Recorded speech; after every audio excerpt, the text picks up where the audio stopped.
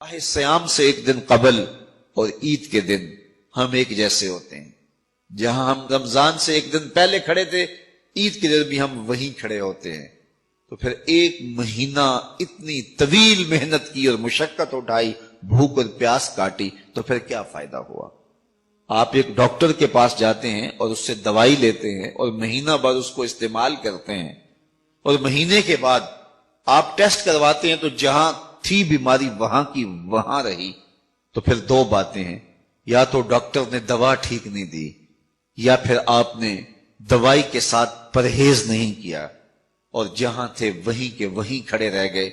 تو ڈاکٹر کے پاس دوبارہ جائیں گے تو وہ کہے گا جناب اس بیماری سے نجات تو ایک مہینے کے کورس سے ہو جاتا تھا، تو آپ کو آرام کیوں نہیں آیا؟ آپ نے پرہیز نہیں کیا. تو آپ اس کو کہیں کہ جناب ہم دوبارہ مجھے ایک کورس اور کروا دیں، لیکن پرہیز میں نے پھر بھی نہیں کرنا. تو ڈاکٹر کہے گا کہ نہیں جناب چھٹی کرو. اگر دوائی لینی ہے تو اس کے ساتھ جو احتیاطی تدابیر میں بتاؤں گا ان کو اختیار کرنا ہوگا. لیکن اگر کوئی شخص پھر دوسرا مہینہ کھاتا ہے اور احتیاطی تدابیر اختیار نہیں کرتا اور پھر ڈاکٹر کے پاس جا کہتا جناب آرام نہیں آیا، تو ڈاکٹر پھر اس کو کہے چلو دوبارہ لے لو، تو وہ تیسرے مہینے بھی کھائے، چوتھے مہینے بھی کھائے، ساری زندگی بھی کھاتا رہے. احتیاطی تدابیر نہیں کرے گا تو جہاں صحت تھی وہیں کی وہیں رہے گی. ماہ سیام آیا، پورا مہینہ دوائی لی، اور عید کے دن جب ٹیسٹ کروایا تو جہاں تھے وہیں کھڑے تھے. یا تو پھر دوائی ٹھیک نہیں ہے. میرے رب کی دوائی کس طرح ٹھیک نہیں ہو سکتی؟ جب اس نے کہا ہے لعلکم تتقون، تم روزے رکھو میں ضمانت دیتا ہوں تمہیں تقوی ملے گا، تو پھر تقوی نہیں ملا ہے تو پھر ہم نے روزے کی احتیاطی تدابیر کو اختیار نہیں کیا ہے، اور اتنی طویل مسافت کاٹی ہے، مشقت کاٹی ہے، بھوک کاٹی ہے، پیاس کاٹی ہے. لیکن اگلے سال ہم پھر آئے تو ہم پھر اسی طرح وہ مشقت کاٹنے لگے اور احتیاطی تدابیر ہم نے پھر اختیار نہیں کی. تو صاحبو، یہ ماہ سیام زندگی میں ایک بار پھر آیا ہے، اس کو احتیاطی تدابیر کے ساتھ گزارو. من لم یدع قول الزور والعمل بہ فلیس للہ حاجۃ فی ان یدع طعامہ وشرابہ. کہا جو جھوٹ اور جھوٹے امور اور کام نہیں چھوڑتا اس کے بھوکا اور پیاسا رہنے کی کوئی ضرورت رب کو نہیں ہے. وہ روزے کے ذریعے سے تمہاری تہذیب نفس کرنا چاہتا ہے، تمہارے من کو سنوارنا چاہتا ہے، تمہارے اندر کی غلاظتیں دور کرنا چاہتا ہے، لیکن تم اس کو احتیاطی تدابیر کے ساتھ لینے کے لیے آمادہ نہیں ہو. تو کاٹتے رہو، ہر سال مشقت کاٹتے رہو. 40 سال 45 سال 50 سال ہو گئے روزے رکھتے. ہر سال یہ ہوتا ہے کہ 29 شعبان کو جہاں کھڑے ہوتے ہیں 1 شوال کو بھی وہی کھڑے ہوتے ہیں. تو پھر کیا فائدہ اتنی مشقت اٹھانے کا؟ تو ماہ سیام زندگی میں ہمیں ایک بار ملا ہے، ایک بار ذرا اس کو احتیاطی تدابیر کے ساتھ گزار کے دیکھیے تو آپ دیکھیں گے کہ یہ روزہ کس طرح من کے اندر روشنیاں ڈال دیتا ہے اور کس قدر تقوی کا نور نصیب ہوتا ہے. تو زندگی میں اس ماہ نور، ماہ سیام رمضان المبارک کو پوری احتیاط کے ساتھ، پورے حزم کے ساتھ، اور جو بتائے گئے اصول و ضوابط ہے ان کے ساتھ گزاریے. آنکھوں پہ بھی پہرا بٹھائیے، خیالوں پہ بھی پہرا بٹھائیے، سوچوں کو بھی آوارہ نہ ہونے دیجیے، رزق بھی پاک لیجیے، اور زبان پر بھی کوئی ایسا جملہ نہ آنے پائے جو رب کی ناراضگی کا سبب ہو. خیال بھی نہ بھٹکے، نظر بھی نہ بہکے، اور ایک ایک عمل زندگی کا خوبصورت ہو، منظم ہو، مرتب ہو.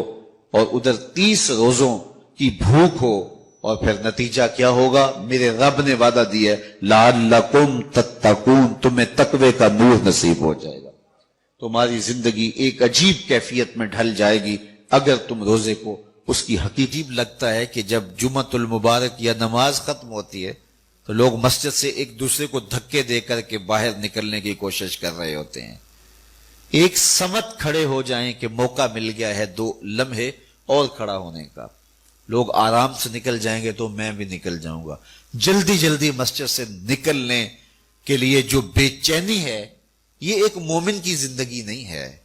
اس کا جی چاہتا ہے کہ جو ہے وہ زیادہ سے زیادہ میں مسجد میں وقت گزاروں. اور مومن ایک نماز کے بعد جب دوسری نماز کے لیے انتظار کر رہا ہوتا ہے مسجد میں بیٹھ کے، ایک نماز پڑھ لی تو گیا نہیں ہے کہ اب یہیں بیٹھ رہتا ہوں، دوسری نماز پڑھ کے جاؤں گا. اللہ کی رحمتیں چھم چھم اس کے اوپر اتر گئی۔ میرے اور آپ کے آقا و مولا نے شرف فرمایا من لم یدا قول الزور والعمل به فلیس للہ حاجۃ فی ان یدع طعامہ و شرابہ، جس نے جھوٹ اور جھوٹے کام نہیں چھوڑے اس کے بھوکا اور پیاسا رہنے کی اللہ کو کوئی ضرورت نہیں ہے۔ روزہ صرف پیٹ کا نہیں ہے، باقی اعضائے بدنیاں کا بھی ہے۔ پیٹ میں ہم نے جو حلال اور مشروع چیزیں تھی ان کو ڈالنے سے بھی گریز کیا کہ ہم روزے سے ہیں۔ آپ کو ماہ صیام میں روزہ رکھا ہے، کوئی آب زمزم پیش کرے تو آپ کہیں گے جناب میرا روزہ ہے، جناب یہ مکہ المکرمہ سے لے کے آیا ہوں، ابھی عمرے سے آیا ہوں، آپ کہیں گے بہت اچھا مجھے آپ دے دیں میں رکھ لیتا ہوں لیکن اب نہیں لے سکتا کہ میرا روزہ ہے۔ کوئی آپ کو کھجوریں پیش کرے کہ یہ مدینہ تو رسول صلی اللہ علیہ وسلم کی کھجوریں ہیں اور یہ بالکل خالص مدینے کی سرزمین میں اگی ہیں، مدینے کی ہواؤں نے انہیں پالا ہے اور یہ میں وہاں سے خاص طور پہ آپ کے لیے لے کر آیا ہوں، تو آپ ان کو چوم کے آنکھوں سے تو لگائیں گے لیکن کھجور کھائیں گے نہیں۔ آپ کہیں گے جناب میرا روزہ ہے۔ میاں روزہ ہے لیکن یہ کھجوریں تو مدینے کی ہیں اور پاک ہیں، طیب ہیں، طاہر ہیں، تبرک ہے، لیکن آپ تبرک جاننے ماننے سمجھنے کے باوجود اس کو نہیں کھائیں گے، آپ کہیں گے کہ میرا روزہ ہے۔